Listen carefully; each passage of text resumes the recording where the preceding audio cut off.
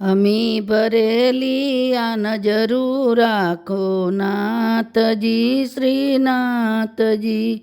ઓ દરડું દર્શન આપો મેવાડના શ્રીનાથજી. અમી ભરેલી નજરું રાખો મેવાડના શ્રીનાથજી. ઓ ચરણ કમળમાં શીશ નમાવું વંદન કરું શ્રીનાથજી. દયા કરીને ભક્તિ દેજો મેવાડના શ્રીનાથજી.